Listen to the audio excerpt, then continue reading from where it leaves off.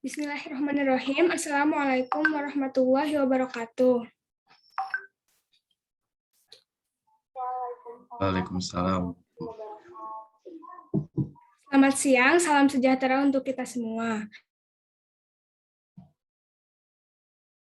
Sebelumnya, saya ingin berterima kasih kepada Ibu Santi Kurnia Dewi selaku Kepala Sekolah SMA Negeri 23 Bandung, pihak kesiswaan dan BK yang telah mendukung acara hari ini, serta para alumni yang sudah bersedia menjadi narasumber. Antara lain, yaitu Kang Aziz Muhammad Abdul Aziz Farhan dan Kang Hafidh Farasen Rashad. Alhamdulillah, marilah kita panjatkan rasa puji dan syukur kita karena berkat dan rahmat-Nya kita diberi kesempatan untuk menimba ilmu bersama-sama dari para narasumber yang luar biasa ini yang dilaksanakan secara virtual. Semoga kita tetap sehat selalu.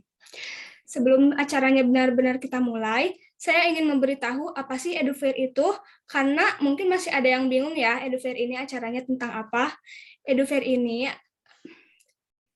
ini adalah program kerja yang menghadirkan berbagai macam jurusan beserta para alumni sebagai narasumber. EduFair ini mempunyai tujuan sebagai layanan informasi mengenai jenjang pendidikan setelah SMA. Informasi dan pengalaman yang akan dibahas diharapkan dapat menarik dan meyakinkan minat siswa-siswa dalam pengambilan jurusan di perguruan tinggi. Sebelumnya, untuk Akang Teteh yang belum nyalain kameranya, boleh tolong dinyalain ya, biar kita bisa lihat satu sama lain. Berikut ini saya akan bacakan susunan acaranya. Yang pertama ada pembukaan, lalu pembacaan doa, pemaparan materi oleh Kang Muhammad Abdul Aziz Farhan dan Kang Hafidh Farasen Rashad, dan penutup. Memasuki agenda selanjutnya yaitu pembacaan ayat suci Al-Quran oleh Kang Fayad. Untuk Kang Fayad dipersilahkan. Assalamualaikum warahmatullahi wabarakatuh. A'udzu billahi minasy syaithanir rajim.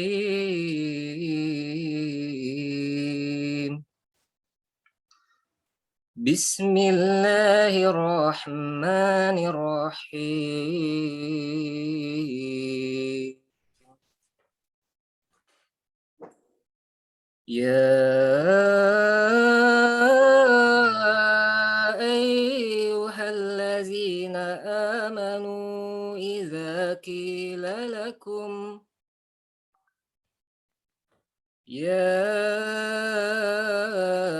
أيها الذين آمنوا إذا قيل لكم تفسحوا في المجالس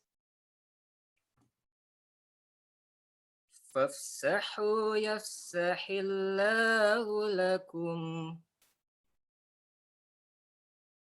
وإذا قيل انشزوا فانشزوا يرفع الله الذين آمنوا منكم والذين أوتوا العلم درجات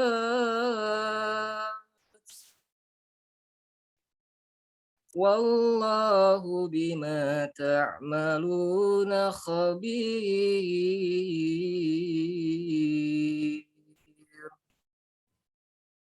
صدق الله العظيم.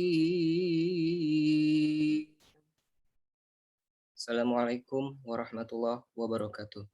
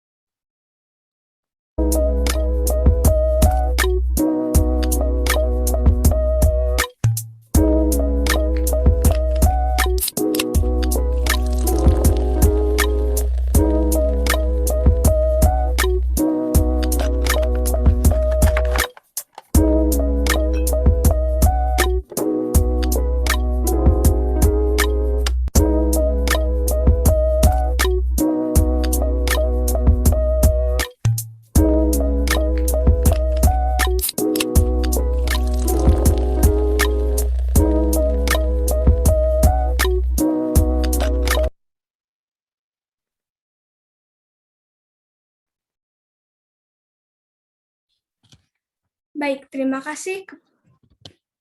Baik, terima kasih kepada Kang Fayad. Selanjutnya, kita akan memasuki acara inti, yaitu pemaparan materi tentang hubungan internasional yang akan disampaikan oleh Kang Muhammad Abdul Aziz Farhan dan akan dipandu oleh moderator kita, yaitu Teh Izmi dan Teh Nadifa. Kepada Teh Izmi dan Teh Nadifa dipersilahkan. Cynthia. Terima kasih kepada Farsa udah mempersilahkan aku sama Nabila buat mandu acara selanjutnya. Halo semuanya, selamat siang, menuju sore. Pertama nama aku Julia dan ini rekan aku namanya Nabila. Hari ini kita bakalan nemenin kalian buat ngebahas tentang manajer HI. Apa sih HI itu? HI singkatan dari hubungan internasional. Wah, keren banget gak sih? Keren sih, sumpah. Oh ya, terus buat pembahasan pertama ini tuh apa sih yang bakal kita bahas, Tizmi? Jadi yang pertama bakal kita bahas tuh HI. Siapa nih di sini yang mau masuk manajer HI? Pasti banyak banget sih soalnya. Kenapa nih teman? Ya, menurut aku sih pasti menarik banget kan ya, karena ini tuh bakal berbaut tentang internasional atau kayak luar negeri gitu loh. Jadi buat kalian nih, teman-teman yang ada di rumah yang penasaran dan pingin banget masuk hubungan internasional, harus disiapin nih buku catatan, sama pulpennya, terus sama minum nih, biar kalian tetap semangat, biar fresh otaknya, karena yang bakal kita bahas itu pasti bakal seru banget. Nah, sebelum kita masuk ke pembahasannya nih, aku tuh mau ngejelasin dulu tentang narasumber kita. Nah, untuk narasumber kita itu ada Kang Muhammad Abdul Aziz Farhan. Nah, Kang Aziz ini merupakan salah satu alumni SMA Negeri 23 Bandung loh, teman-teman.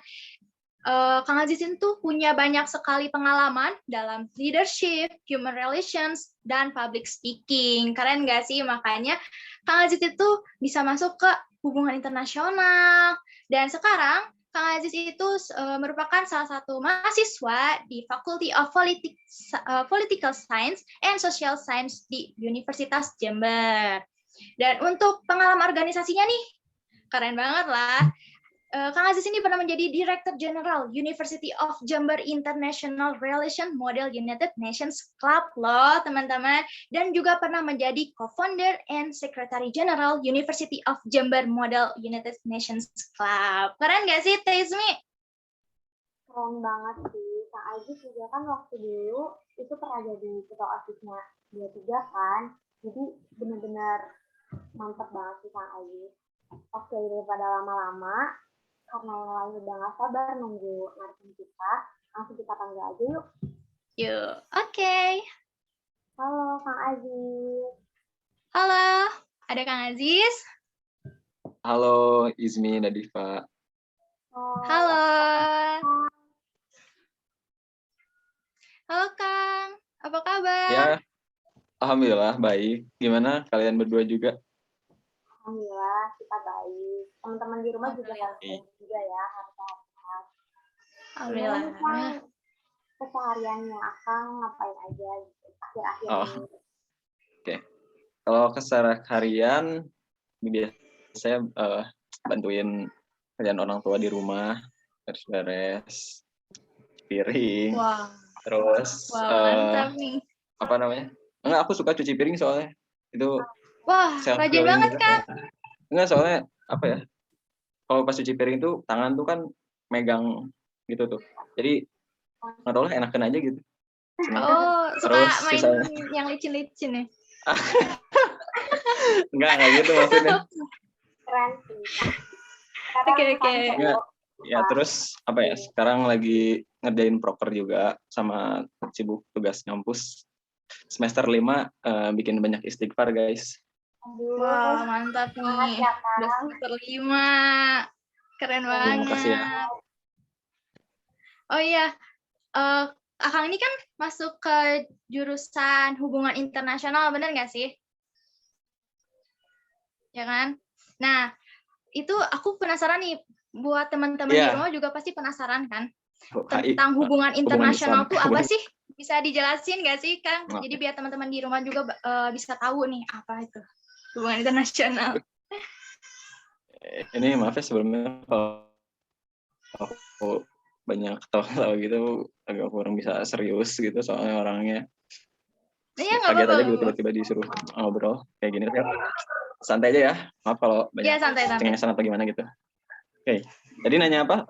HI gitu ya, Iya. tentang HI sendiri. Jadi kalau di HI itu ya kita lebih banyak itu belajar fenomena internasional secara umum ya, secara umum. Belajarnya tuh fenomena internasional yang terjadi gitu di sekitar kita. Coba deh kita tarik beberapa bulan ke belakang, fenomena internasional yang terjadi apa aja ya? Taliban, Taliban mengambil alih kekuasaan di Afghanistan, terus Myanmar yang pemerintahnya dikudeta, bahkan sampai COVID-19 yang penyebarannya ke seluruh dunia gitu. Itu juga salah satu menjadi fokus dari salah satu menjadi nggak fokus dari bahasan gitu di dunia hubungan internasional. Dari sisi ininya ya fenomena internasional, kita sebutnya fenomena internasional ya, pada kejadian-kejadian yang berhubungan dengan hubungan bilateral berhubungan di suatu negara gitu, yang pastinya memberi dampak ke negara lain. Karena kalau misalnya nggak memberi dampak atau cuma terjadi di satu negara itu aja, ya itu paling jadi peristiwa domestik aja gitu kan, nggak jadi peristiwa hubungan internasional gitu. Nah, lagi kalau di HI terus selain itu juga kita belajar kayak ini pemahaman atau pemikiran. Jadi di HI ini sebagai ilmu ya, pasti ada ilmuannya, ada apa ya istilahnya, cendekiawannya gitu. Nah, kita juga belajar pemikiran dari cendekiawan itu. Untuk di HI sendiri, cendekiawan HI itu ada kayak namanya Machiavelli, itu dia orang Italia. Terus ada pemikiran dari Socrates, dari Aristoteles. Itu juga mereka menimbulkan pemikiran-pemikiran yang berhubungan lah sama HI. Karena kan dalam seorang kepala negara ya, karena kita konteksnya HI ya, pemimpin negara itu, mereka tuh biasanya kebijakan-kebijakan atau aturan-aturan yang dia buat di negaranya itu kita bisa pelajari apakah ini cenderung mirip ke pemikiran si Machiavelli, apakah cenderung cocok dibahas pakai pemikirannya Aristoteles. Soalnya kalau di HI sendiri ada 3 yang jadi ide atau idealisme orang gitu, pemikiran orang yang paling utama itu ada 3. Pertama ada realisme, yang kedua ada liberalisme, yang ketiga tuh ada konstruktivisme. Kayak gitu sih. Kan kalau misalnya emang harus dijelasin juga nih apa itu realisme kayak gitunya. Sekarang aja nggak apa-apa. Kenapa? Bisa dijelasin. Oh, nggak apa. Singkat aja kali ya. Jadi kalau realisme itu cenderung ke orang yang sangat-sangat realis gitu, sangat-sangat realistis sama keadaan negaranya gitu.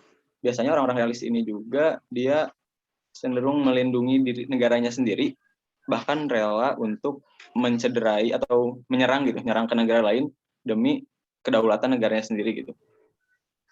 Ya kayak contohnya ya sikapnya Taliban gitu ya, Taliban dalam menyerang mengusir gitu tentara Amerika, atau kemarin waktu awal Januari tahun kemarin tuh Amerika kan ngirim rudal gitu kan ke Iran buat ngebunuh si pimpinan militernya. Nah itu juga salah satu sikap realis gitu, karena kan dia mikir kalau misalnya musuh dia ada terus, itu negara dia bakal terancam kan. Nah daripada negaranya terancam, dia lebih baik ngancam negara lain gitu. Jadi emang lebih konfliktual. Nah tapi kalau liberalisme itu dia karena liberal gitu ya, lebih ke arah bebas, jadi dia lebih mengutamakan kerjasama antar negara. Jadi kalau bedanya, kalau realisme dia mikir semua orang itu jahat, Kalau liberalisme dia mikir semua orang itu ada baiknya dan kebaikan orang itu bisa dimanfaatkan, kayak gitu sih. Wah, mantep banget nggak sih?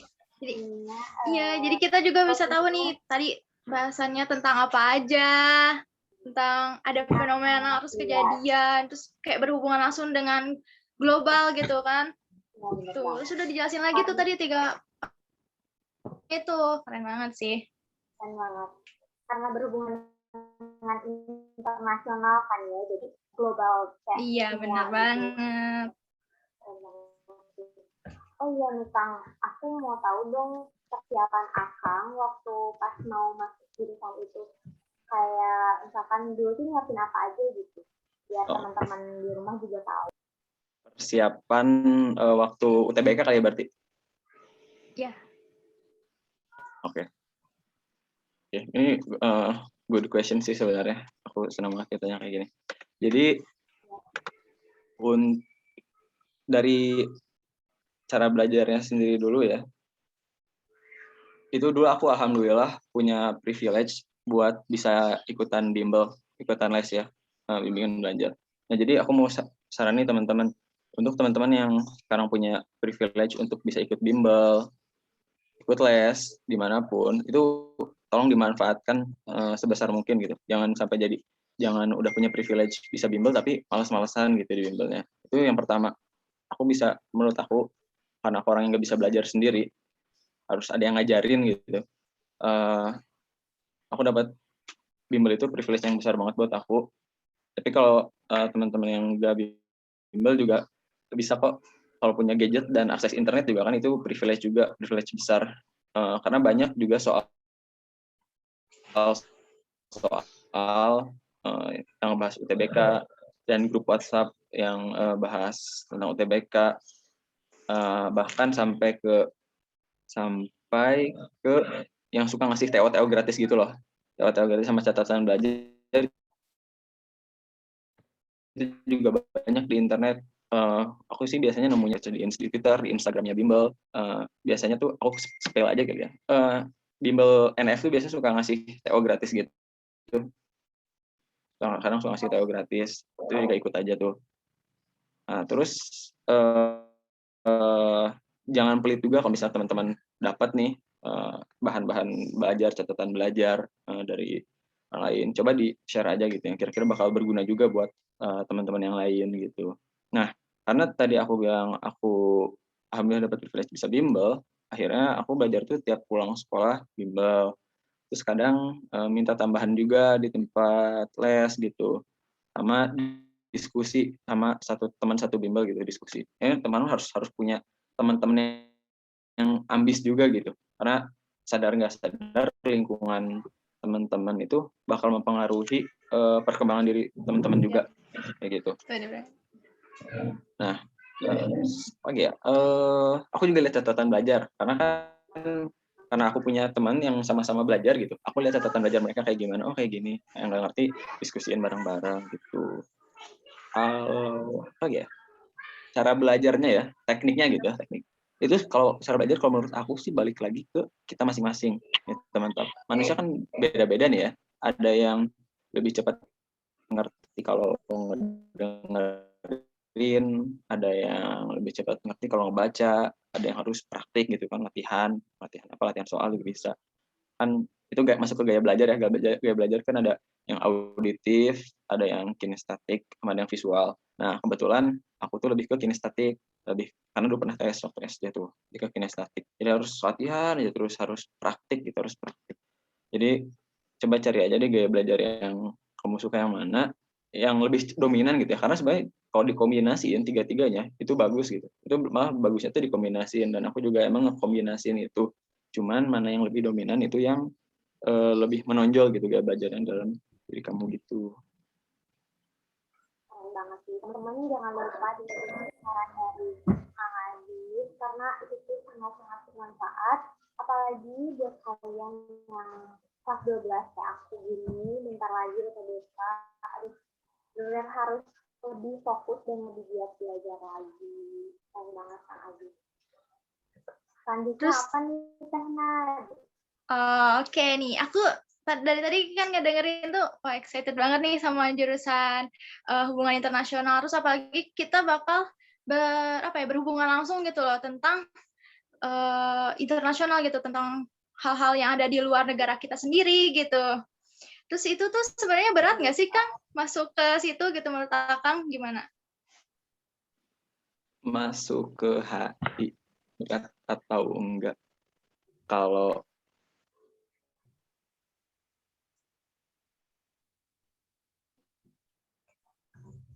itu tuh berat atau enggak? Karena di takutnya beda-beda gitu. Takutnya aku bilang enggak, gampang-gampang aja. Terus, orang yang bilang yang sejurusan sama aku gitu, oh enggak, aku stres di HI gitu, pusing, suruh dikit-dikit nulis ribuan halaman, dikit-dikit nulis ribuan halaman gitu. Ribuan kata. Terus kalau dikumpulin tuh tugas-tugas dari semester 1 sampai sekarang udah jadi senang gitu ya.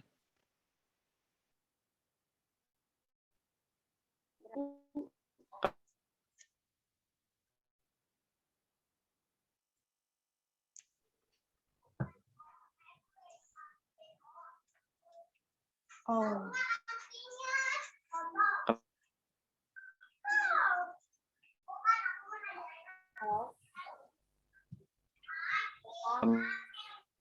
Wah. Aku ngelakuin sesuatu kalau aku senang. Jadi kalau aku nggak senang nggak akan aku lakuin, dan aku emang senang dari. Cuman kalau aku sih cipta galuh bumi parakan ya. Boleh.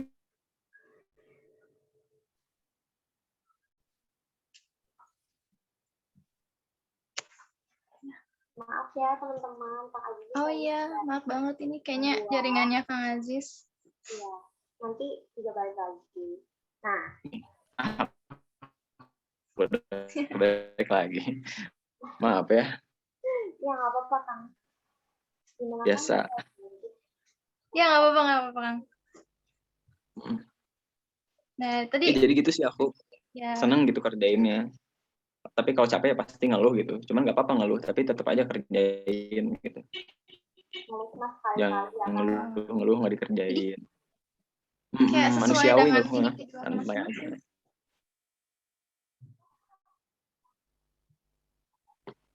Yes. Berarti harus sesuai dengan minat dan bakat ya, benar kata Kak Nadisa tadi. Kalau mau ya. Ya harus gitu kan ya Kang. Jadi kita emang dari dulunya pengen jadi apa, passionnya kita di mana, baru kita ikutin jalannya ke situ gitu. Biar enjoy aja gitu ngerjainnya gitu. Nggak tertekan dan senang. Gitu. Betul banget. Terus keren sih. aku penasaran nih Kang sama keseruan mahasiswa HI itu apa aja sih? Kayak Akang udah ngapain aja sebelum kuliah offline, sebelum kuliah online atau pas offline itu keseruannya apa aja? Oke. Keseruan ya. Jadi kalau keseruannya sendiri, jujur sih aku merasa sangat bersyukur gitu ya. Kemarin bisa masuk di HI Unis itu karena sangat seru. Dari yang pertama dari ini aja, dari ospek. Ospeknya itu seru banget. Jadi kalau di HI biasanya kalau di HI aku gitu ya, ospeknya itu kita lomba-lomba yang kira-kira ada hubungannya sama HI. Yang pertama ada lomba SDC. SDC itu namanya Short Diplomatic Course. Jadi di situ kita kayak jadi simulasi jadi diplomat sebuah negara gitu. Ketangkep nggak?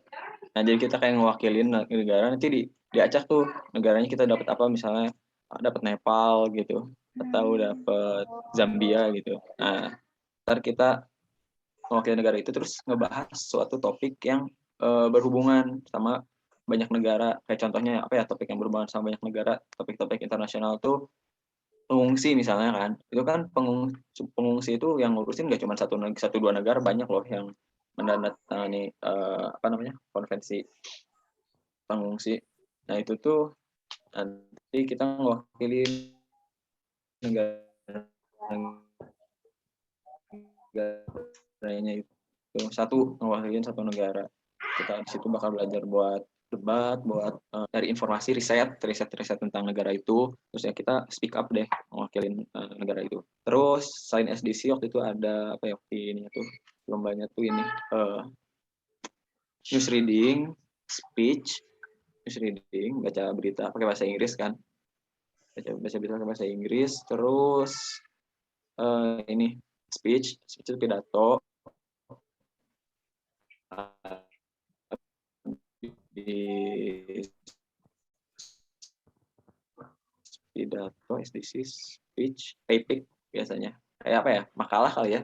Kayak bikin karya tulis ilmiah, karya tulis ilmiah gitu. Itu juga lombanya. Terus satu lagi itu lombanya SDC, speech, news reading, paper. Udah deh kayaknya kalau salah itu. Nah, terus kalau udah lomba itu di ospeknya tuh terus games outbound kayak biasa. Nah, terus yang terakhir malamnya itu kita belajar table manner. Table manner. Ya, soalnya kan apa ya? HI itu kan identiknya sama diplomat gitu kan. Kalau diplomat kan kalau makan malam gitu misalnya sama negara lain, sama orang negara lain itu kan harus ada mannernya kan, ada adabnya gitu, ada etikanya. Terus kita ya belajar itu terus makan mulai dari sama belajar apa sih, kan naro piring itu di mana, gelasnya di mana, mangkok kecilnya di mana, sendok sebelum kita pakai ditaruhnya di mana, pas kita pakainya kayak gimana, sesudah kita pakai diletakinnya harus kayak gimana, cara ngelap mulut. Soalnya nggak mungkin kan kalian ketemu sama menteri negara lain gitu, makanya kayak gini gitu kan. Iya benar. Kayak makan di luar. Bener banget. Benar-benar seru banget sih. Seru banget sih. Belajar banyak gitu kan, jadinya seru. Iya. Selanjutnya kita bakal ngapain nih, Tasnas? Ini tadi kan terus ada banyak tuh di chat tuh ada yang nanya-nanya nih. Kita langsung aja yuk ke sesi Q&A. Ini buat Kang Aziz, aku mau nanya nih. Setuju nggak sih buat Kang Aziz kalau misalkan peserta yang di sini tuh mau menanyakan sesuatu mengenai hubungan internasional? Boleh. Tapi ini aku udah berapa menit sih gitu? Udah hampir 30 menit, hampir mau 30. Wah. Nggak kerasa ya? Oke. Nggak kerasa ya? Nggak kerasa ya? Padahal iya. Aku masih banyak yang disampaikan gitu sih. Banyak materi. Nanti mungkin dari pertanyaan-pertanyaan itu bisa tersampaikan. Boleh. Okay. Ya. Buat yang mau nanya nih, bisa ada yang mau nanya gitu, cara cari duit di kampus atau ya. Banyak banget. Oke, boleh resen. Mungkin ada yang mau nanya nih. Nggak ada yang nanya organisasi gitu, anak OSIS nanya organisasi dari kampus. Iya, penasaran nih. Ada nggak nih? Ada yang nanya nih. Oke. Kolom chat, katanya kalau boleh tahu Kak Aziz dulunya anak IPA atau IPS? Oke. Saya akan dengan bangga menjawab kalau saya anak IPS. IPS ya. Aku anak IPS. Keren. Aku juga anak IPS.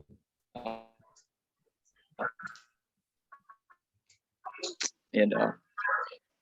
Keren. Ya sebenarnya masuk tuasannya karena itu sih anak IPS, tapi apa ya jurusan yang bergengsi gitu ya sebagai anak IPS. Mikir akuntansi kayaknya pembelajar kan akuntansi, cuman aku nggak terlalu into mathematics gitu kan. Akhirnya ya udah, kayaknya HI sih. Udah deh, pilihnya HI. Simpel itu. Ada yang nanya. Nih, ada nih. Dari Gilang nih mau nanya apa nih? Halo, perkenalkan nama saya Gilang Restu Alamsyah dari kelas 11 MIPA 1. Izin bertanya, Kang, kalau misalkan prospek kerja dari hubungan internasional itu apakah stuck di pemerintahan aja atau memang ada instansi lain yang mau menerima dari jurusan hari ini? Itu aja, Kang. Makasih. Oke, good. Oke, penjelasan jawab aja kali ya. Jadi kalau HI itu secara apa ya, yang paling umum gitu orang tahunya itu bakal jadi diplomat gitu kan ya. Tapi nggak selalu jadi diplomat kok teman-teman. Bisa juga selain diplomat tuh prospek kerja HI jadi jurnalis internasional, jadi international office, tahu nggak sih? Kan banyak kan international office di Indonesia. Atau mungkin kerja di badan-badannya United Nations, kayak WHO, UNESCO, UNICEF, itu juga bisa tuh jadi prospek kerjanya HI.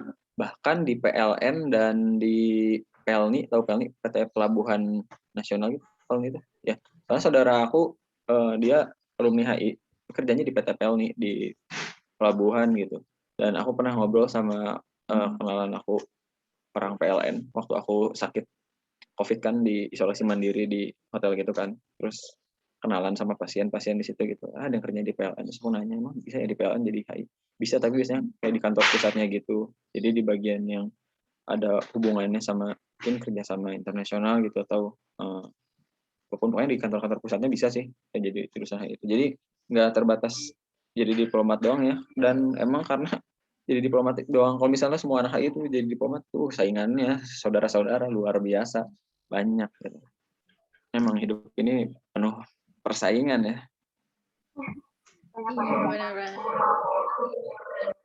Ya, terima kasih Kang jawabannya sudah dijawab. Wah, kasih Gilang sudah bertanya. Sini siapa lagi nih yang mau bertanya? Terima kasih, Gilang. Nih ada Lutfi. Lutfi mau Oke. nanya nih. Hmm. Silakan Lutfi. Nanya apa nih? Pertama kenalin dulu, aku Lutfi. Aku mau izin tanya boleh ya, Kang? Boleh banget. Aku tuh penasaran nih dari pengalaman Kang Aziz selama jadi mahasiswa tuh tentang kan Kang Aziz juga aktif nih di organisasi. Terus juga tadi di kuliah juga kelihatannya aktif. Nah, gimana sih itu pengalamannya Kang Aziz bisa terjun di dua situasi itu antara organisasi dan juga kuliah? Karena kan dua-duanya sama-sama berat dan penting ya, Kak. Nah, itu tuh gimana cara Kang Aziz bisa ngelewatin masa-masa itu gitu.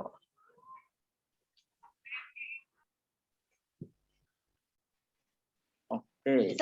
Jadi sebenarnya ya, kalau cerita tentang organisasi aku, sebenarnya 2 semester pertama di waktu aku masuk kampus, itu tuh aku malas organisasi. Kenapa? Karena udah asa wajib organisasi gitu. Malas ikut himpunan macam-macam. Terus akhirnya benar-benar fokus kuliah aja gitu. Saking fokus kuliahnya sampai nggak sengaja IP semester 2 aku dapat 4. Itu karena nggak ada kegiatan apapun gitu, cuman belajar aja, fokus kuliah gitu. Wah, mantap. Nggak organisasi, nggak ada belajar aja gitu, nggak ada kegiatan lain soalnya. Nah terus tapi sebenarnya aku ngerasa gitu waktu itu dapat IP gitu juga gara-gara tahu aja dosen-dosen tuh cara nilainya kayak gimana, mereka maunya apa, aku kerjain apa yang mereka mau gitu. Jadi itu sih caranya kalau pengen dapat nilai bagus gitu ya. Nah lanjut ke organisasi tadi. Sebenarnya terus aku tuh di semester 2 baru mulai tertarik masuk UKM, UKM fakultas. Jadi kalau di kampus itu biasanya ada organisasi mahasiswanya ya. Pertama ada himpunan tuh himpunan jurusan biasanya. Kalau aku HMJ, himpunan mahasiswa jurusan, kayak contohnya himpunan mahasiswa HI, maka organisasi itu ya terbatas untuk mahasiswa HI gitu. Yang kayak OSIS-nya gitulah, kayak OSIS-nya buat si jurusan itu. Terus ada naik satu tingkat, ada UKM fakultas, unit kegiatan mahasiswa tingkat fakultas itu kayak ekskul. Yang ketiga itu ada UKM universitas, ekskul tapi nggak cuma orang fakultas itu, tapi dari satu universitas itu gitu loh, bisa masuk gabung ke situ. Nah, aku tuh mulai tertarik lagi untuk berorganisasi di kampus itu setelah sadar kalau misalnya di kampus ini aku perlu organisasi untuk nambah CV atau portofolio, buat nambah pengalaman juga kan. Nah, akhirnya udah aku ikut organisasi Yang pertama di kampus itu aku UKM pengen aja gitu biar lebih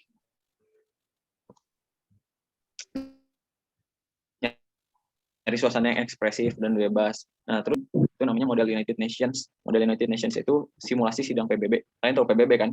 Perserikatan Bangsa-Bangsa. Nah, itu tuh kan mereka biasanya ada rapat, ada sidangnya gitu ya. Ada konferensinya. Nah, itu tuh kita ikut gitu jadi simulasi, jadi orang-orang yang mewakili negara. Kayak mirip SDC yang tadi loh. Mirip SDC yang tadi. Cuman kalau MUN wadahnya itu wadah dari United Nations kayak misalnya WHO, UNESCO, UNICEF gitu. Patah-patah nggak? Sorry. Aman ya? Oke. Nih dikit lagi nih. Nah, karena aku saking tertariknya ikut MUN ya, tapi waktu itu nggak ada MUN Club di kampus aku, nggak ada MUN Club. Akhirnya ya aku bikin sama teman-teman aku gitu, ngajuin bikin UKM, dan sampai sekarang udah deh jadi ketua UKM universitas. Ya karena aku udah sama teman-teman gitu yang bikin UKM itu gitu. Ya jadi gitu, kalau misalnya ntar teman-teman masuk kampus gitu terus merasa apa yang aku pengen nggak ada nih di sini. Karena kalian udah mahasiswa gitu ya, punya kehendak yang bisa dibilang makin tinggi gitu. Jadi bisa tuh sampai bikin UKM kayak aku gitu. Gitu guys. Keren ya. Selamat. Di sini ada lagi nggak ya yang mau nanya? Ya udah terjawab. Udah nggak Makasih ada Kang deh. Aziz atas jawabannya. Juga udah nanya ya. Ada yang mau nanya lagi nggak nih teman-teman? Ada yang mau nanya gitu, gimana Kak caranya menghasilkan uang saat menjadi mahasiswa gitu? Bisa dong jawab. Gimana bisa cara menghasilkan uang? Bisa tahu. Caranya, kalau boleh tahu gimana caranya? Oke. Coba tadi aku ngiseng ya. Yang pasti cara cari uang selama jadi mahasiswa itu bukan dengan cara mencuri uang bansos ya. Itu bukan salah satu caranya. Mencuri uang bansos itu bukan salah satu cara mencuri uang saat jadi mahasiswa. Mungkin itu bisa dilakukan kalau kalian udah jadi menteri gitu. Nah, joki tugas, aduh ini ada yang nge-DM aku nih. Coba kan joki tugas enggak ya? Aku nggak pernah tuh ngejoki tugas. Ngejoki dan dijokiin juga nggak pernah. Jadi kalau di kampus itu salah satu cara cari uangnya, pertama bisa usaha yang paling umum gitu ya. Bisa juga ikut lomba. Kalau aku kebetulan seringnya dari ikut lomba sih, ikut lomba sama usaha. Lumayan tuh kalau misalnya ikut lomba atau ikut kayak kegiatan mahasiswa berprestasi gitu. Dari beasiswa juga bisa, jangan cari beasiswa juga bisa dapat tuh. Kan dari lomba sih aku biasanya paling sering. Lumayan Gitu, banget nih guys. Yang pasti bukan korupsi uang kegiatan ya. Ya. Ini ada yang mau nanya nih Kang. Ya, jangan jadi maling. Dari Lima. Oke. Siapa nih? Ini ada yang mau nanya nih. Langsung aja tanyain. Ya, buat Jemima, boleh? Di open mic. Halo Kang, halo semuanya. Aku Jemima Rahel dari 1193. Mau nanya, waktu Akang lagi persiapan PBK atau misalnya SBM atau SNM itu apa sih pelajaran yang lebih sebenarnya kayak pelajaran yang lebih diutamakan gitu, misalnya kalau HI itu kan pada dasarnya kan HI itu lebih banyak ke sosial gitu kan. Terus aku sendiri yang masuk IPA, berarti kan belajarnya harus lebih ekstra gitu daripada yang misalnya yang udah dari awal dari SMA itu udah masuk IPS gitu. Nah, pelajaran-pelajaran apa sih yang harus lebih diprioritasin dari pelajaran yang lain? Sama waktu Akang udah masuk kuliah nih, kan hubungan internasional tuh pasti kita harus ada punya penguasaan dalam satu bahasa lah, misalnya Inggris itu kan bahasa yang paling umum untuk semuanya kan. Nah, selain bahasa Inggris tuh apa sih yang sekarang di itu yang dituntut untuk kita harus bisa gitu. Selain bahasa Inggris kan, kalau bahasa Inggris udah pasti tuh gitu. Soalnya setelah yang aku dengar-dengar tuh kayak bahasa Mandarin juga kita harus banyak belajar karena kan Cina juga udah mulai menguasai gitu selain bahasa Inggris apa.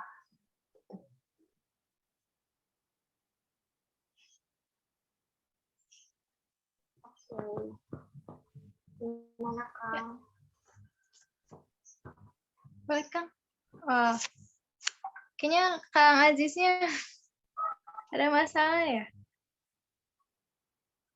Wah, Ini kakaknya ini Kang Aziz gangguan. kayaknya tadi deh. Ya udah, buat Gemima, nanti kalau misalkan mau tahu jawabannya bisa langsung DM. Bisa langsung DM Kang Aziz aja ya. Soalnya di OSIS ada tag gitu kan. Terima kasih ya Gemima, maaf banget. Maaf banget, Gak makasih apa-apa, banyak gak atas apa-apa. pertanyaannya. Sama-sama. Ya, oke. Aduh, tadi kita Oke. udah ngobrol. Maaf banget ya atas kendalanya. Seru banget ya. Aduh, maaf ya berisik di luar. Ya, oke. Karena mungkin udah nggak ada yang nanya lagi nih, Teh Izmi. Ini nggak kerasa banget ya, udah 40 menit. Kita tadi bahas-bahas tentang ini itu, tadi ngobrol-ngobrol sama Kang Aziz.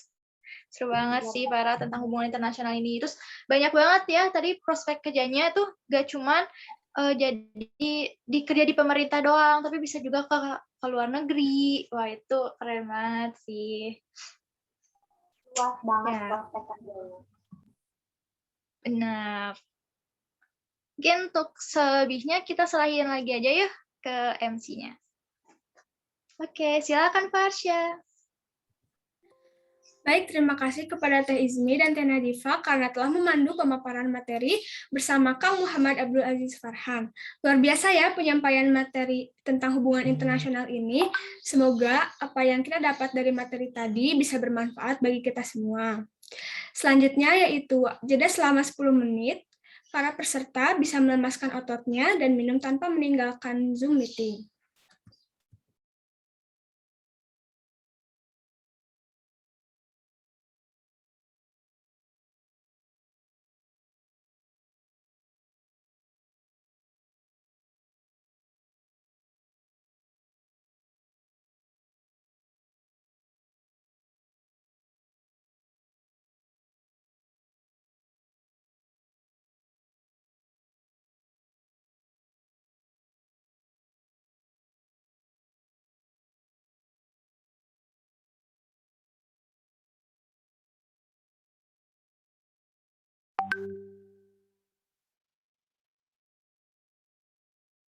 Coba cek.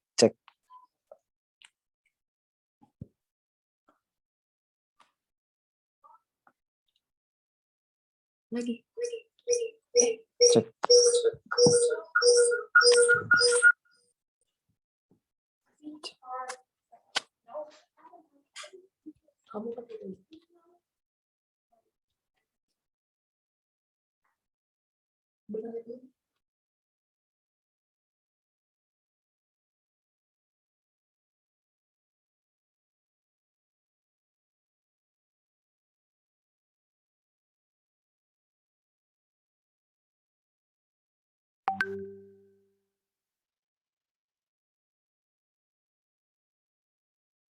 Halo.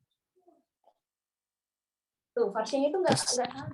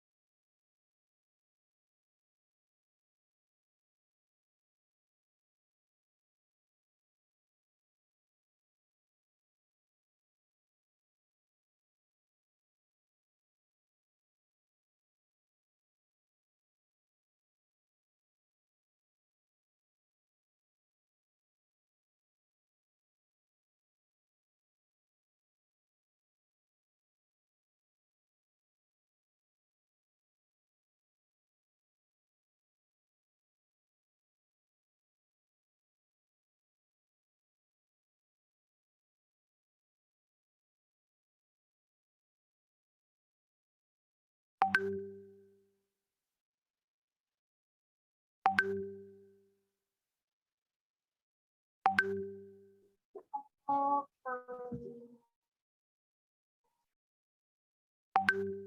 Aziz, udah dengar lagi ya? Oke.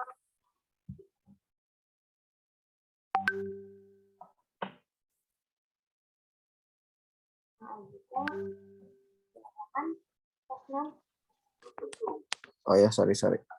Aku idenya pakai HP ya karena tadi jelek gitu wifi-nya. Bentar. Tadi tuh nanya ini kan ya, fokus yang dipelajarin. Jadi kalau waktu belajar UTBK, aku tuh fokus belajarnya ke yang linguistik gitu. Bahkan dulu kan ada skolastik sama akademik kan. Kalau akademik yang mata pelajaran biasa, kalau yang skolastik tuh yang lebih ke apa ya, psikologi gitu kan ya, yang lebih ke kayak logika kayak gitu kan. Nah kalau dulu karena aku emang lebih senang belajar yang di logika, sama untuk yang akademiknya dulu aku senangnya di bahasa Inggris gitu sama bahasa Indonesia. Jadi aku fokusin di yang aku kuatin gitu. Untuk yang lainnya aku pelajarin juga, nggak aku lupain, tapi aku pelajarin sampai yang aku bisa gitu. Yang penting aku bisa gitu buat ngerjain beberapa di antara soal itu. Kang, Oh ya? banget nih waktunya udah habis. Oh iya, nggak apa-apa. Maaf banget ya, Kak. Nggak apa-apa kok, nggak apa-apa. Sekarang aku mau tanya Kakang, mau ngasih saran atau apa buat adik-adiknya. Oke. Saran ya. Kalau saran dari aku mungkin 3 biar nggak banyak-banyak. 3 biar tetap diingat ya. Yang pertama harus punya target. Yang kedua harus punya teknik belajar yang benar. Yang ketiga terus berdoa dan berusaha, ikhtiar gitu ya. Terus ikhtiar. Bikin target juga jangan bikin sembarang target, tapi target tuh harus jelas. Contoh nih, kamu jangan pernah bikin target, aku pengen nilai TO aku di atas 700 gitu. Tapi tulis targetnya tuh, aku pengen nilai TO tanggal 20 November 2021 nanti, TO bla bla bla, itu nilainya 700. Nah, dan sebelumnya itu kalian harus tahu caranya kayak gimana, apa yang udah kalian persiapin, apakah kalian udah maksimal atau belum. Dan nanti ketika ada TO selanjutnya, ya bisa dijadiin target berikutnya gitu. Jadi apa ya, kalian bisa ngelihat progres kalian segimana dari target itu. Yang kedua tadi teknik belajar. Kalau aku teknik belajarnya dulu karena aku orangnya gampang ke distract gitu, aku pakai teknik Pomodoro. Bukan Podomoro ya, Pomodoro. Pomodoro itu teknik belajar kayak 20 menit, kalau aku ya 20 menit fokus sama apa yang aku pelajarin. Nanti aku 5 menit baru bisa istirahat gitu, kayak ambil minum, main HP atau sekedar diam bengong gitu buat 5 menit itu. Yang pasti 5 menit itu jangan dipakai gibah ya, karena gibah 5 menit sangat tidak cukup. Gibah itu minimal 3 jam lah, itu baru gibah maksimal, itu enak. Nah, teknik belajar sama tadi ya udah ikhtiar, berdoa, berusaha. Harus percaya kalian bisa, harus percaya kalau kalian punya potensi, percaya kalian bisa ngelewatin tantangan-tantangan itu, dan usaha juga gitu. Usahanya tetap dijaga, doanya juga tetap dijaga. Wah, mantap. Jadi, iya. Saran dari Kang Adit. Mantap banget ya, Teh ya. Iya, benar. Terus tadi ingat-ingat lagi apa yang udah disampaikan. Ya, makasih Kang Aziz. Sama-sama, maaf ya kelamaan aku sini. Iya, nggak apa-apa. Kita juga minta maaf. Terakhir lagi ya ke MC. Terima banget Kang. Semangat juga teman-teman. Terima kasih ya. Sehat-sehat selalu.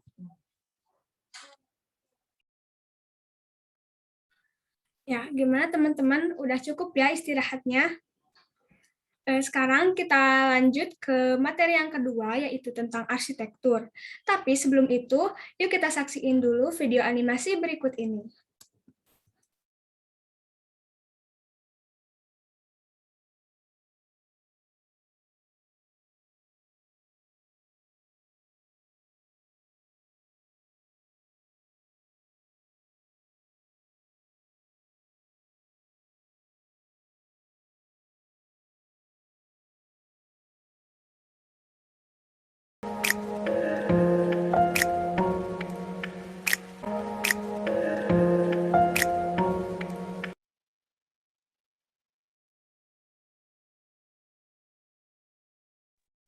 Ya, untuk materi selanjutnya yaitu tentang arsitektur yang akan disampaikan oleh Kang Hafiz Ghaffar Hasan Rashad dan akan dipandu oleh Teh Izmi dan Teh Nadifa. Kepada Teh Izmi dan Teh Nadifa dipersilahkan.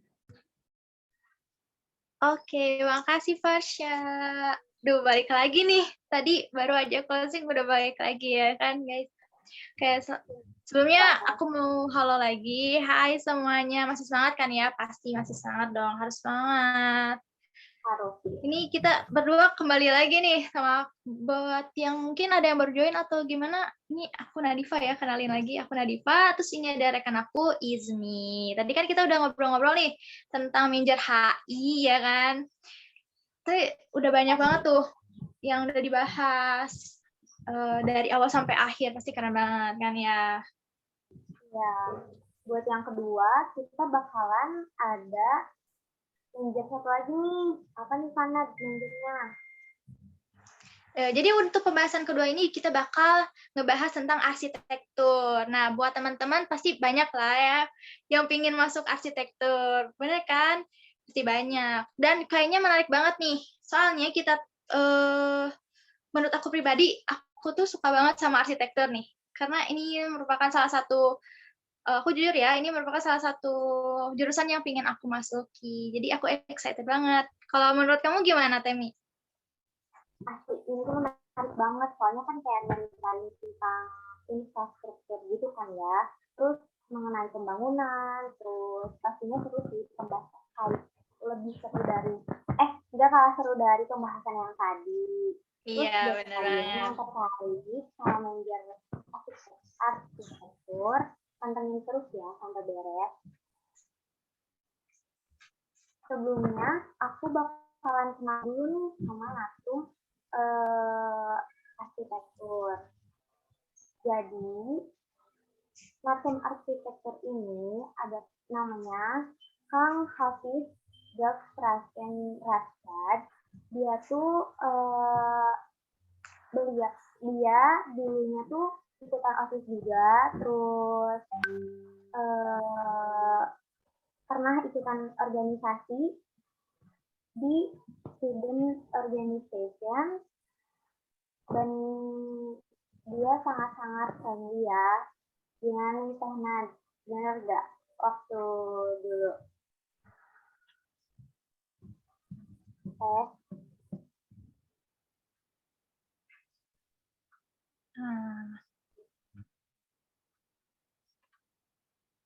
Oke. Jadi keren banget sih tentang narasumber kita yang selanjutnya ini. Pengalaman organisasinya juga ada, terus keren, bisa masuk ke arsitektur. Daripada lama-lama, mungkin yang teman-teman nggak sabar nunggunya, kita panggil aja yuk narasumbernya. Oke, ada Kang Hafiz. Halo Kang Hafiz. Halo Nadifa, Izmi. Hai.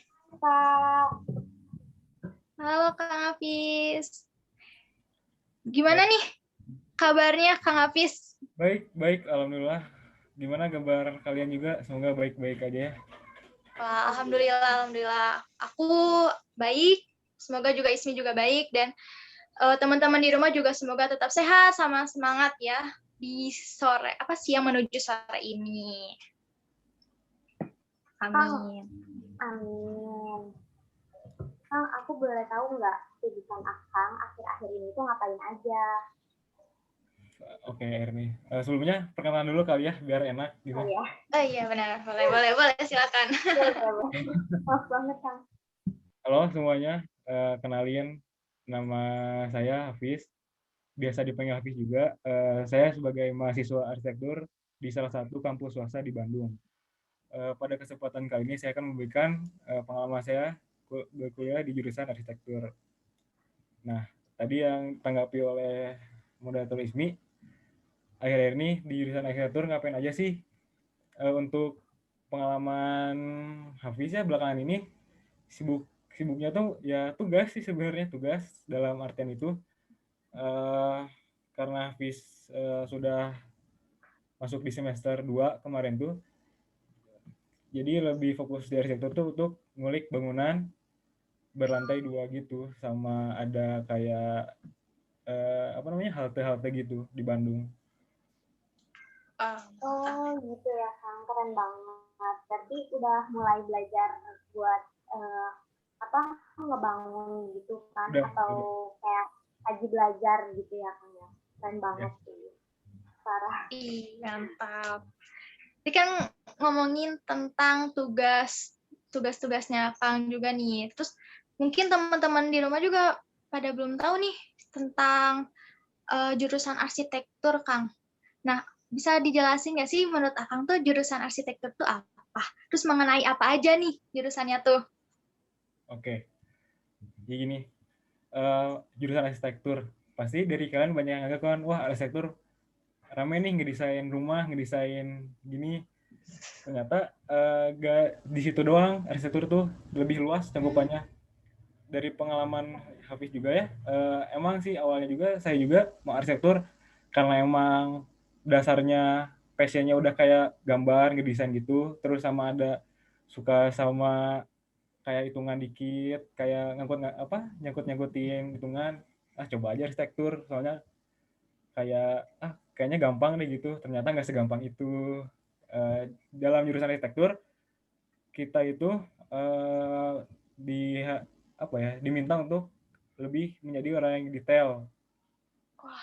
Kayak bisa bikin rumah tuh nggak segampang ini loh, nggak segampang desain. Kita tuh harus menyangkut banyak faktor, kayak faktor lingkungan, faktor siapa nih yang bikin rumahnya siapa dulu, kayak si klien ini tuh pengen rumah kayak gimana, sifatnya kayak gimana gitu. Terus di lingkungan rumah tersebut itu tuh ada apa aja, sama di mana. Untuk perhitungannya gitu di dalam arsitektur sendiri gak terlalu dalam ya, kayak contohnya fisika kita cuma diminta kayak buat gini aja simpelnya, misalnya ada balok nih, kita butuh ruang ada balok kan, pasti di balok itu tuh si ukurannya berapa kali berapa. Nah fisika itu dimasuk dari sana, kayak buat si ruangan ini kokoh dan enak nyaman, si balok itu nggak bisa kayak panjang doang gitu. Dalam artian yang buat anak-anak IKMA nih pasti tahu momen inersia kan, kayak balok itu kalau panjang biar kokoh harus ada tingginya, jadi biar kokoh lah misalnya. Kalau ditanya kenapa, ya nggak tahu, ya arsitek gitu. Jadi nggak usah dalam-dalam banget. Yang penting ada tahu faktor gitu doang sih. Ya, harus ada kali ya. Jadi kayak arsitektur tuh nggak cuman gambar doang guys, itu tuh kita harus tahu detailnya, panjang lebarnya, nggak harus cuman gampang cuman bikin garis doang, itu ada perhitungannya. Keren sih. Arsitektur itu diminta buat presisi, jadi presisi ya, apa yang kita pikirin sama apa yang kita gambar di suatu tugas itu harus presisi banget. Kayak nanti juga ditanya-tanya detailnya gitu. Sama ini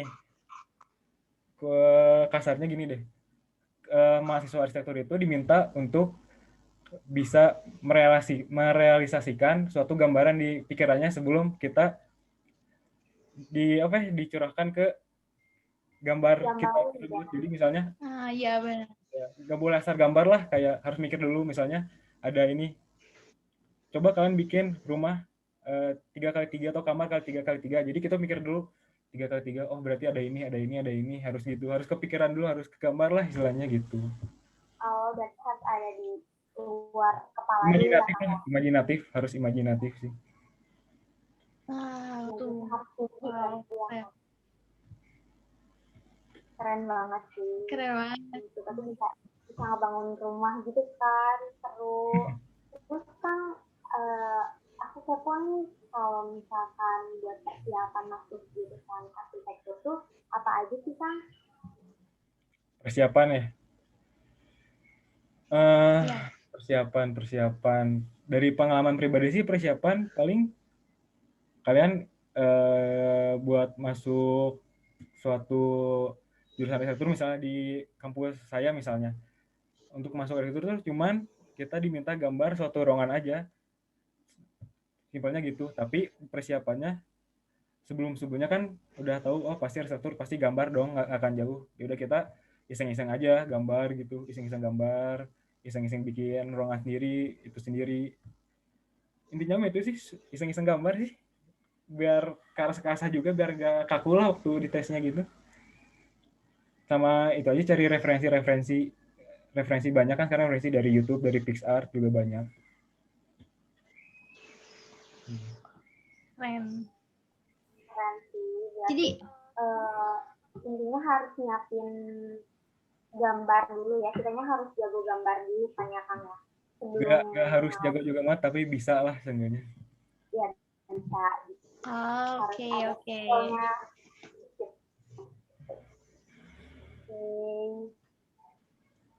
Terus Nah. apa lagi nih, Naz? Nih aku tuh mau penasaran ini nih tentang kan arsitektur tuh katanya gambar kan. Sebenarnya tuh seru nggak sih, Kang? Gambar terus disatukan dengan perhitungan dan tentang apa ya, detail-detail seperti itu tuh seru nggak sih jurusan arsitektur tuh menurut Akang? Menurut Akang aja nih, gimana? Seru sih, seru banget. Kayak biasanya kan kita kayak di SMA, di sekolah kayak gambar aja gitu kan, gimana kita gitu. Nah dalam arsitektur kayak kita harus imajinatif juga, tapi kita juga harus mencakup faktor-faktor yang ada di dalam gambar tersebut gitu. Wah ramai banget sih, seru banget. Kayak pengen gambar tiang misalnya, nggak boleh sembarang tiang, kayak tiang harus ada faktor hitungan, harus ada faktor ini. Wah, seru banget sih. Ramai. Wow. Seru ya, jadi tertarik. Faktor-faktornya tuh apa aja sih? Kenapa Diva? Tadi faktor-faktor apa aja sih tadi tuh yang Akang jelasin tuh? Kan banyak faktor tuh. Kayak nggak cuma gambar doang. Tadi tuh ada apa aja? Oh, ya. Gini, faktor-faktor misalnya gambar rumah misalnya. Faktor tolong dong gambarin rumah desain ini. Nah, pang desainin lah istilahnya gitu. Jadi kita gitu lagi salah, maaf. Jadi kita tuh harus kayak kliennya tuh pertama suka apa, kayak misalnya lebih suka yang open space atau enggak kayak lebih suka yang kayak privasi gitu. Misalnya open space, oke, berarti kamarnya dikurangin. Terus buat desain luar kayak gimana, lebih suka yang modern sih, berarti untuk desain modern kita ngikutin zaman aja, kan kayak rumah sekarang kan banyak yang minimalis gitu, terus industrial juga banyak ya. Berarti gitu. Nah dari situ tuh kita masih bisa bereksperimen lah, kreasi. Berarti kayak modern nih, berarti kita ya tambah ini aja, kayak misalnya desain ini aja di depannya kayak ada tiang berapa, kalau enggak bentuk si atapnya, bentuk depan rumahnya kayak gimana biar nggak ngebosenin. Terus open space, pengen minta open space, yaudah open space kasih aja misalnya kamarnya di antara jarak kamar sama kamar lain jauh, kalau enggak luas si halaman dalam, halaman luar gitu aja. Terus faktor-faktor apa lagi ya paling, sama faktor lingkungan, kayak misalnya orangnya suka kalau di rumah pengen yang sepi atau yang pengen yang gimana.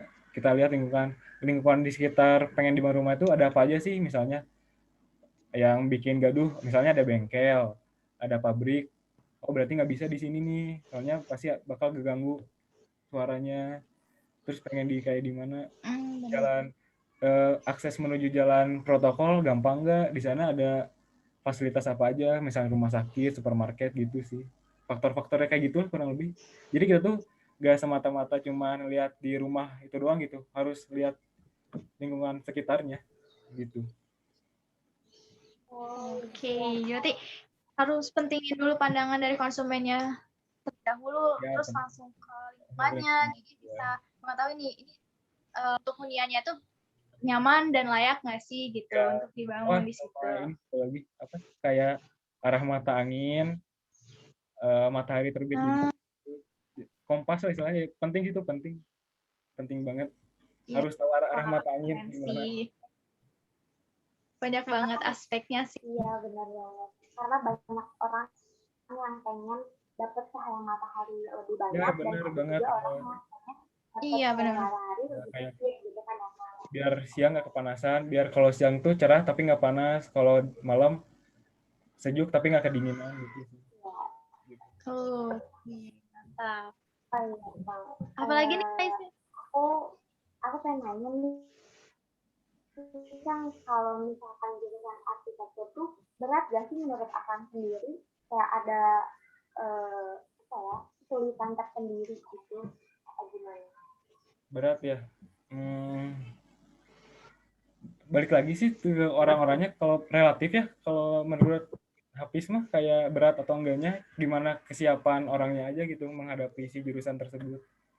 Kayak kan misalnya nanti juga ketahuan lah misalnya orang yang benar-benar pengen masuk arsitektur sama yang cuman nggak sengaja milih arsitektur gitu, ketahuan gitu berat. Dibilang berat ya berat sih, pasti berat, soalnya kan kayak baru juga kan, kayak belajar hal baru banyak gitu berat, tapi balik lagi sih gimana persiapan kita buat menghadapi si beratnya tersebut. Berarti apapun yang bakal kita lakuin ataupun yang bakal kita pilih harus benar-benar dari hati kita, ya kan? Kayak harus benar-benar kita tuh pengen biar kita melaksanainnya tuh di enjoy gitu kan. Nah iya benar. Ya. Jangan sembarang pilih jurusan intinya mah. Iya, jangan tahu ya. Oh iya benar. Benar banget. Bener ini, nanti juga kalian kerasa lah. Wah, pasti kan. Terus ini apa sih yang bikin Akang tuh pilih jurusan arsitektur gitu? Kan banyak nih jurusan yang lain, tapi kenapa Akang milih masuk jurusan arsitektur? Oke. Pada awalnya sih dasarnya tuh suka ngegambar gitu ya, kayak dari SD lah kalau nggak salah, suka emang gambar-gambar gitu, suka ngedesain. Arahnya tuh kayak rasanya arahnya lebih ke seni gitu, lebih ke seni. Terus waktu SMA kayak pengen apa ya, kayak pengen ada nggak cuma ngegambar doang, kayak ada apa ya, kayak pengen ada faktor lainnya, kayak hitungan apa yang ramai sekiranya kalau gambar tapi ramai gitu. Awalnya saya juga pengen asalnya teknik sipil, pengen masuk teknik sipil awalnya, tapi hitungan nggak jago-jago banget gitu kan. Apalagi ya, terus pas lihat oh arsitek gambar sama ini, pertama tuh riset dulu kan arsitek apa aja sih yang harus di ininya, kayak aja harus bisa apa aja, terus prospek kedepannya apa aja arsitek. Makin lama riset makin yakin Hafiz kayaknya arsitek deh, udah arsitek aja, soalnya emang dasaran juga udah suka ngulik desain gitu sih. Wah keren sih. Udah bakat. Berarti ya, awalnya tuh dari hobi dulu kan ya? Iya, awalnya. Muncul dari hobi dulu, dikembangkan gitu hobi tersebut. Nah ya dikembangkan. Jadi biar ya benar. Terus saya mau nanya apa lagi nih? Aku mau nanya nih Kang, prospek kerja yang didapatin dari arsitektur itu apa aja selain Akang bisa ngedesain jasa desain rumah dan desain lainnya gitu? Apa aja? Oke. Prospek kerja arsitektur banyak sih ya, luas banget.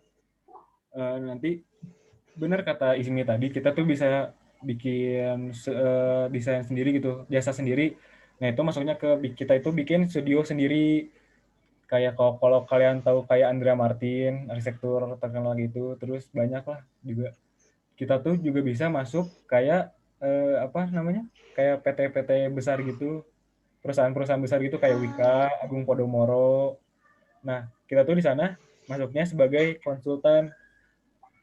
Jadi buat kalian juga ya arsitektur itu di dalam dunia proyek paling kalian kalau nggak konsultan ya paling drafter lah, itunya istilahnya tuh konsultan tuh yang desain gitu awal-awal. Misalnya kalian nih dalam dunia proyek, kalau kalian itu ngobrol sama konsultan, nah di dalam konsultan tersebut itu tuh banyak kumpul arsitektur kayak bilang pengen ngebuat gedung ini, kasih ke konsultan, jadi konsultan ngedesain nanti lempar ke kontraktor gitu, teknik sipil gitu. Banyak sih, luas cukup itu, terus bisa jasa sendiri, bisa ikut perusahaan, bisa kalau pengen swasta nunggu panggilan masuk. Sangat amat luas ya Kang. Sangat luas. Terus dalam prospek kerja kedepannya di Indonesia kan masih dalam tahap pembangunannya, pasti masih banyak dibutuhkan arsitektur. Yang berarti selain jadi konsultan itu kita bisa juga kerja di yang lain-lainnya juga kan yang tadi aku sebutkan. Terus selanjutnya apa lagi nih Tehnan? Aku mau tadi kan udah bahas-bahas tentang prospeknya. Tapi sebelum masuk prospek itu kita tuh di jurusan arsitektur tuh apa aja sih yang dipelajari gitu. Kang, aku penasaran nih biar teman-teman juga tahu masuk ke jurusan arsitektur. Boleh diulang Diva tadi apa yang dicari ya atau ada apa? Yang dipelajari. Oh, yang dipelajari. Ya benar, di jurusan arsitektur. Oke, yang dipelajari dalam jurusan arsitektur yang pertama pasti desain ya, desain juga kita belajar lagi di sana bagaimana kita ngedesain rumah dengan baik dan benar. Dalam yang dengan benar tuh dalam maksud kayak nyangkup faktor-faktor tadi dan aspek-aspek tadi gitu. Terus kita juga belajar struktur.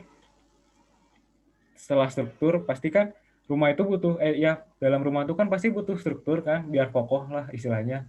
Kita tuh belajar kalau misalnya bangunan model gini strukturnya harus gimana biar kokoh. Nah, struktur ini tuh nyambung ke desain. Kalau desain gini strukturnya tuh gimana sih? Kalau gimana sih? Jadi, nah di struktur juga itu, nah di situ kita tuh belajar hitungan biar kokoh kayak gitu kan. Sama sejarah juga, sejarah arsitektur gimana, dari dulu model rumah dari dulu perubahannya gimana sih sampai sekarang, apa aja yang berubah sih, yang signifikan tuh apa aja, terus peletakannya juga gimana sih gitu. Dan contoh kan kita kayak sejarah kayak Jalan Braga lah, kalian kalau pasti tahu lah Jalan Braga yang suka jalan-jalan, kayak kan itu modelnya tua banget ya, kayak zaman Belanda. Ya. Nah itu kenapa sih sampai sekarang masih bisa istilahnya kejual lah desainnya gitu, masih bisa, kenapa yang masukkan? Nah itu kenapa. Sama kalau kita juga main ke perumahan yang sekarang kan si modelnya, si desainnya tuh udah beda lagi, kayak modern. Kenapa sih orang-orang banyak milih desain kayak gini gitu. Habis sejarah, struktur, desain, apalagi paling udah sih sama gitu ya, yang paling ngaruh gitu ya, yang paling besar menurut Hafiz gitu. Yang paling gitu. Sama kayak dan juga kayak belajar kayak apa namanya tuh. Jadi di sana tuh nanti kalian belajar kayak apa aja sih aspek-aspek yang harus dibutuhkan dalam suatu desain rumah. Nanti juga belajar ada si pelajarannya tersendiri gitu. Oke, jadi tadi itu harus belajar desain, struktur, terus harus mengetahui tentang aspek-aspek juga kan ya. Nanti kalau misalkan kita mau membangun suatu gitu nggak sih Kang? Iya. Harus tahu alasan juga kan yang kenapa bisa berubah jadi modern dari yang waktu bendera gitu kan. Ya. Kalau boleh tahu nih Kang, apa mata pelajaran apa yang paling Akang sukain sekarang di perkuliahan? Paling disukai dalam apa ya? Ini sih ada namanya tuh metode perancangan, namanya si mata pelajaran. Jadi di sana kalian tuh kayak apa ya istilahnya mah kayak tips and trick gitulah, banyak teori-teori yang kita bikin. Oh jadi gini, oh jadi gitu. Yang kayak saya tadi bilang arah mata angin yang bikin kegaduhan. Nah kita tuh jadi lebih kayak belajar kayak gitu sih. Kayak yang bagus view-nya ke arah mana, ke arah mata angin yang mana gitu. Sama apalagi ya paling perancangan sama itu sih desain perancangan. Oh gitu ya Kang, berarti yang favoritnya tuh yang tentang desain teknis-teknisnya gitu kan ya Kang? Ya. Terus sekarang lanjut lagi ke apa nih Senad? Kita ini aja gimana, Rizmi? Kita masuk ke sesi Q&A. Boleh. Nah, sebelumnya aku mau nanya nih ke Kang Hafiz, setuju nggak nih kalau misalkan teman-teman di sini nanti mau tentang jurusan arsitektur ke Kang Hafiz, boleh nggak? Boleh banget. Ayo. Oke. Buat teman-teman yang penasaran dan mungkin ada pertanyaan nih mengenai jurusan arsitektur, bisa nanya ya ke raise hand aja, nanti kita on mic. Oke, boleh. Mau nanya apa? Saya dulu ya. Oh, boleh. Boleh ya, saya silakan. Ya. Sebelumnya suara saya sudah terdengar kan? Udah jelas? Terdengar? Ya, jelas. Jadi buat Akang saya mau nanya nih. Kan arsitektur itu membuat satu rancangan, membuat satu pembangunan rumah atau apapun itu kan.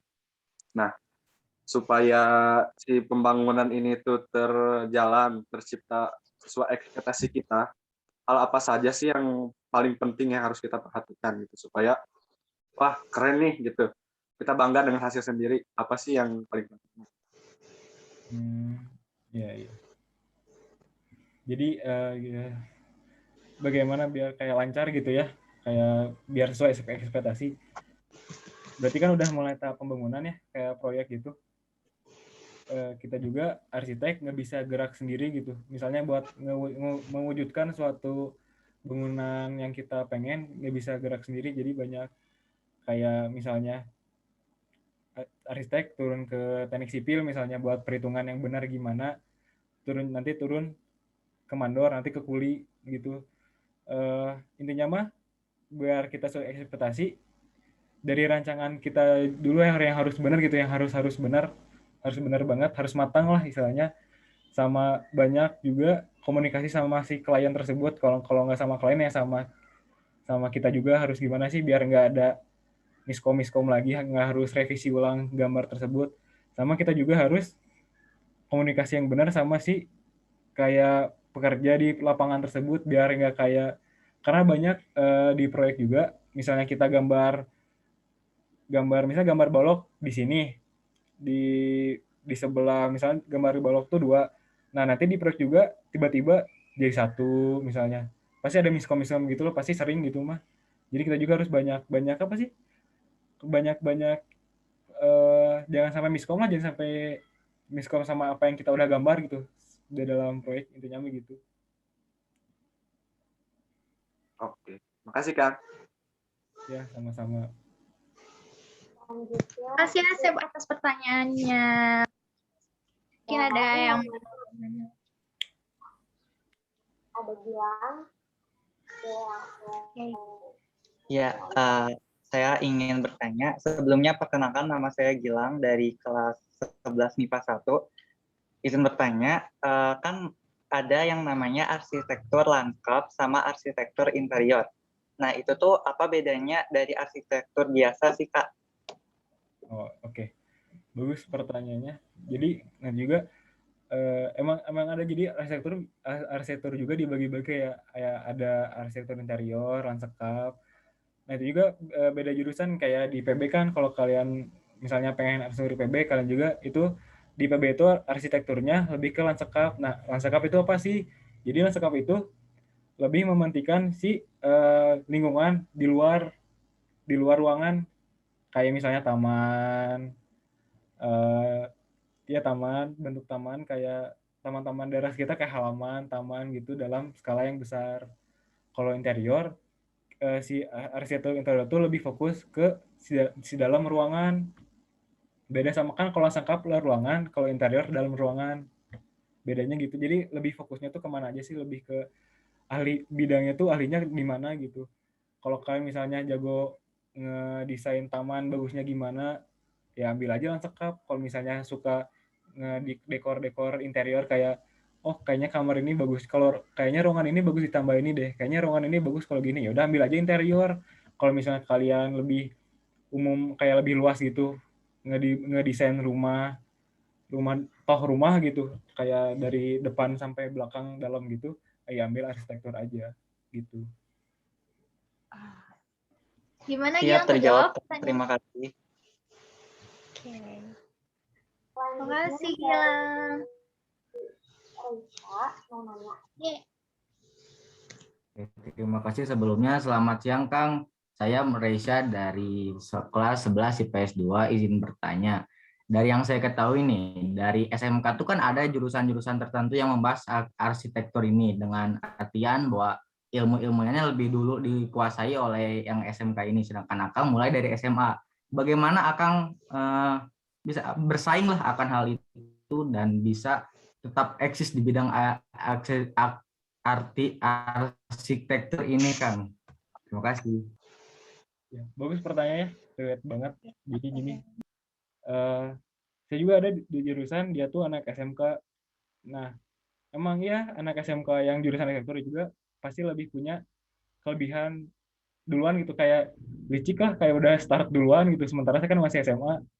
Nah, jadi bagaimana cara mengatasinya ya? Pasti ada kelebihan, ada kekurangan dong. Pasti misalnya SMK, oke, dia jago, udah gambar, tahu struktur ini. Tapi kan di SMK itu kebanyakan kayak apa ya, kayak udah ditentuin gitu. Kayak misalnya kalian gambar struktur ini ya kayak gini. Sementara kita tuh SMA yang baru masuk, masih awam kan pikirannya, masih belajar. Jadi kita tuh masih bisa untuk kayak lebih apa ya, yang saya, pengalaman saya mah lebih, anak SMA tuh lebih imajinatif, ketahuan bedanya.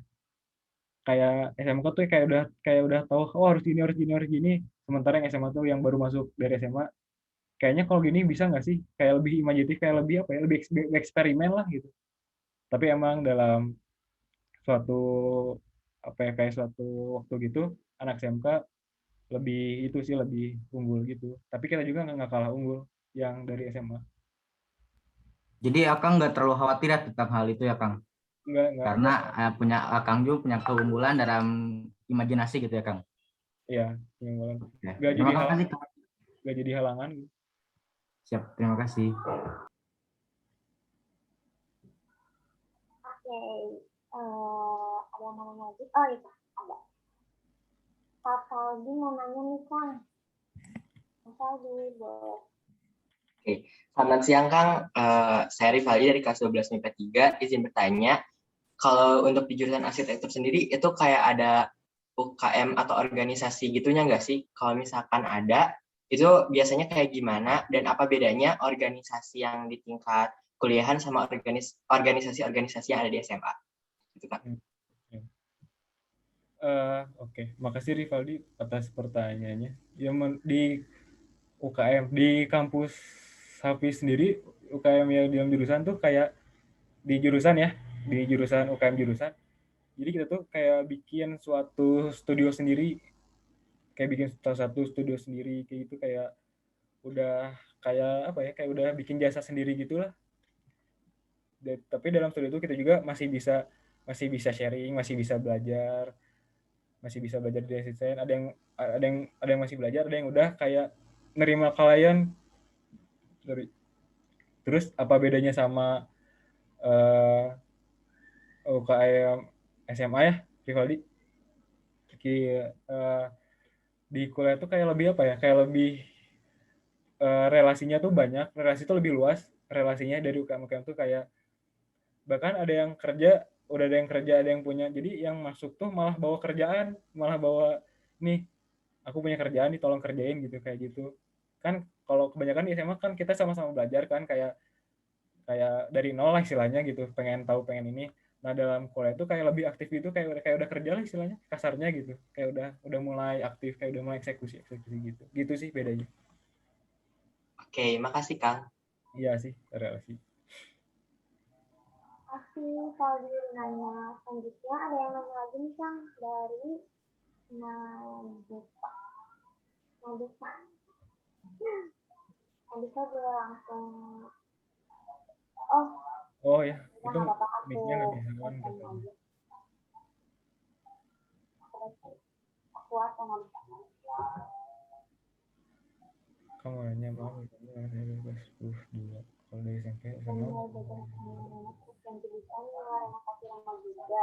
Itu perkenalkan nama saya Nadita dari kelas 12. Kalau dari SMP atau SMA-nya udah mulai belajar desain rumah, terus bantu desain buat merenovasi rumah juga, itu ada kemungkinan lebih besar keterima di jurusan arsitektur gak, Pak? Ya. Gimana nih, Pak? Oke. Bisa besar. Iya, bisa kemungkinannya bisa lebih soalnya kita jadi misalnya kayak udah lebih tahu gitu.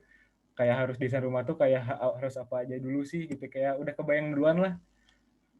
Beda sama yang belum, misalnya kayak saya dulu SMP SD masih gambar sawah, gunung gitu kan. Toto sekarang udah gambar rumah kan pusing juga. Beda sama ini yang udah kayak dari SMP udah kayak gambar rumah-rumah. Jadi kayak pasti lebih mungkin besar sih kayak lebih apa ya, kayak lebih berpengalaman lah dalam gambar rumah. Ini akan lebih jago lah ya bahasanya. Iya, lebih tahu harus gimana gitu. Nah, Diva udah terjawab ya pertanyaannya. Selanjutnya, apa nih Tekno? Aku mau nanya nih, buat Kang Hafiz, kalau setelah lulus ini, Kang Hafiz rencananya mau kerja di mana, atau mau ngambil lanjut kuliah, atau mau ngambil kerja? Oke. Rencana saya sendiri sih, habis kuliah pengen cari kerja dulu ya. Pengen bikin studio sendiri dulu sih, pengen bikin studio sendiri dulu sama teman-teman juga, kayak ngejual desain gitu, sama sembari jalan kayak masukin ke perusahaan juga, siapa tahu dipanggil kan gitu.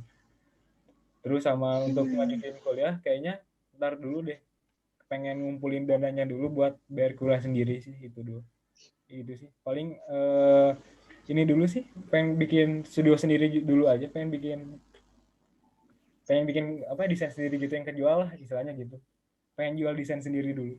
Oh iya, mantap. Berarti udah mau fokus dulu kerja dulu ya, baru lanjutin lagi karir yang kedepannya kayak gimana. Iya. Oke, keren banget jadi ya. lanjut kayak gimana? Jadi sebelum kita tutup obrolannya sama Kang Hafiz, karena waktunya udah mulai habis. Boleh nggak nih tips and trick satu lagi aja, tips lagi. Ya. Buat kalian yang mau masuk jurusan arsitektur ya, sebisanya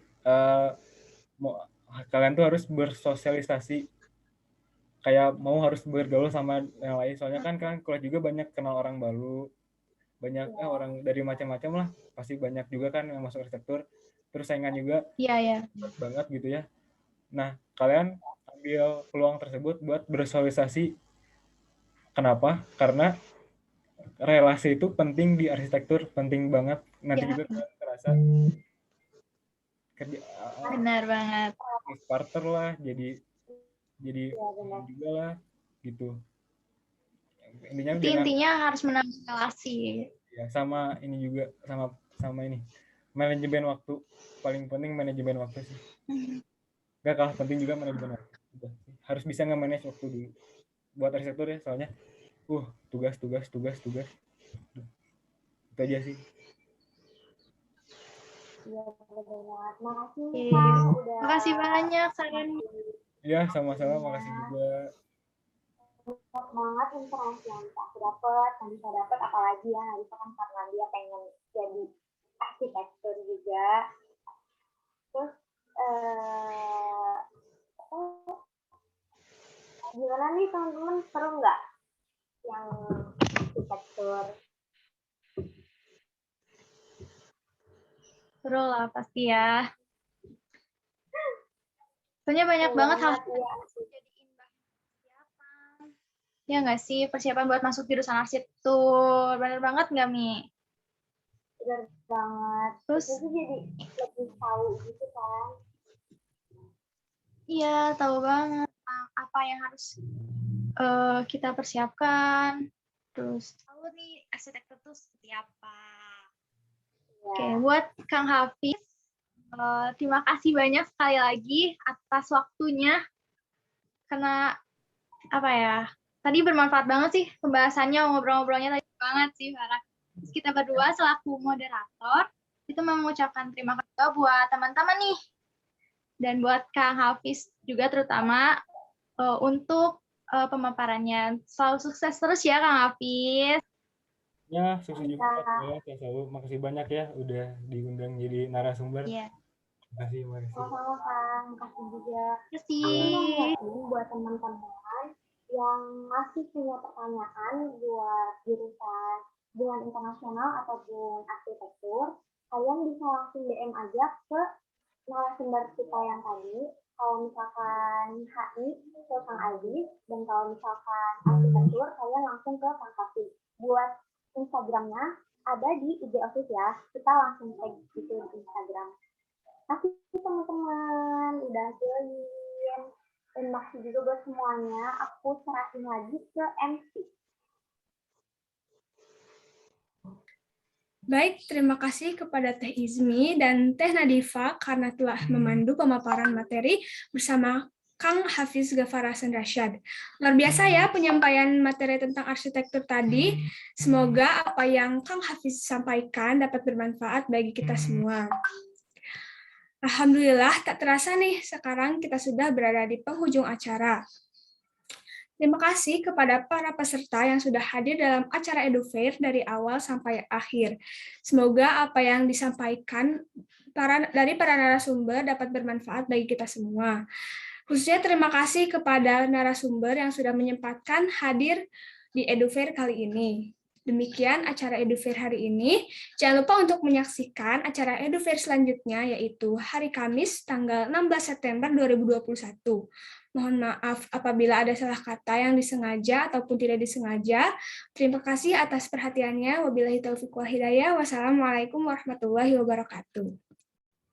Waalaikumsalam warahmatullahi wabarakatuh.